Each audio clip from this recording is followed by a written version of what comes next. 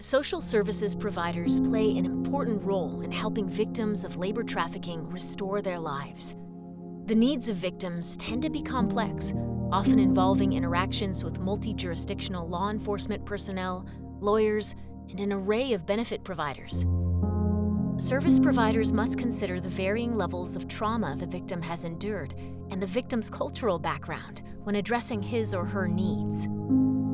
Many resources are available to victims, and many non-governmental organizations are very knowledgeable and helpful in using community resources to assist them. The following are some of the local community resources that non-governmental organizations can use to assist victims. These programs connect victims and survivors of sex and labor trafficking with services and support to get help and stay safe. The National Human Trafficking Hotline receives tips about potential situations of sex and labor trafficking and facilitates and reports that information to the appropriate authorities in certain cases. Advocacy programs can provide greater awareness of labor trafficking through public awareness campaigns, focused on educating the general public on important indicators to detect and prevent cases of labor trafficking. Local food pantries, soup kitchens, faith-based food programs, supermarkets, restaurants, and bakeries often donate day-old, slightly damaged, or leftover food items to charitable organizations. Securing safe and reliable housing is essential to victims' recovery and sustainability. State or local housing and community development agencies can provide lists of affordable housing projects and identify nonprofit organizations that manage affordable housing. Some local organizations may include domestic violence or women's shelters, runaway and homeless youth shelters, shelters for undocumented immigrants, transitional housing programs, and faith-based housing programs. In order to achieve complete independence and freedom from their traffickers, victims must have access to basic human necessities, including proper clothing and hygiene products. Local chapters of national organizations provide clothing and goods at discounted rates, and many nonprofits operating thrift stores routinely offer free clothing giveaways. Many department stores give away damaged and out-of-season clothing to charitable organizations, and professional clothing donation services may offer business dress clothes to victims seeking employment.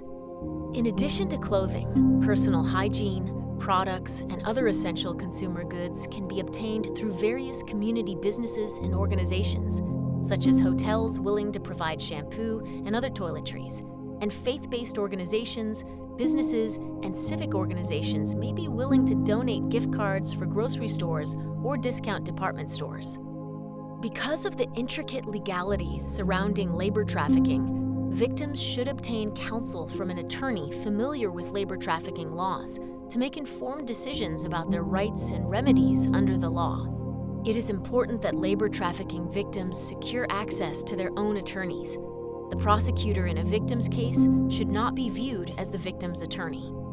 Foreign national labor trafficking victims will have a particular need for a qualified immigration attorney to advise them regarding the immigration complexities of their cases and potential immigration remedies for which they and their families may be eligible.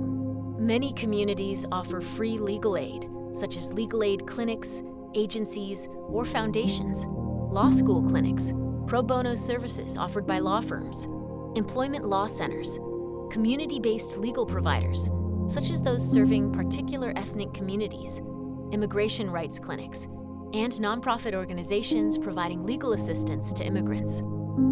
In many cases, the education of victims has been severely limited or non-existent. Providing basic educational opportunities is instrumental to victims seeking employment. Victims may receive General Education Development or GED assistance from General Educational Assistance Programs at local adult education centers, immigrant community organizations, and neighborhood community centers.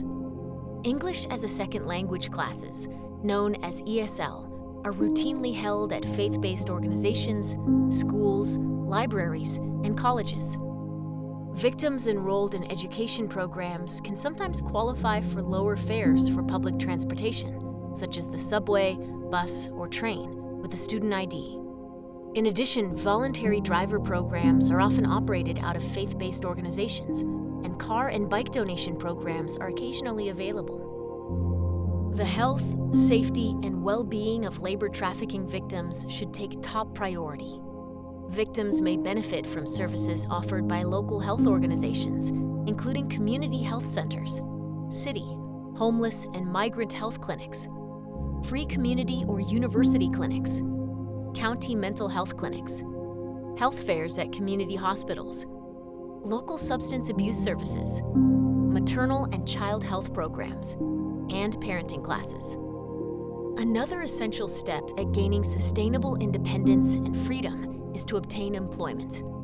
Local affiliates of Goodwill Industries offer job training programs, and Career One-Stop lists local contacts for apprenticeships and employment assistance.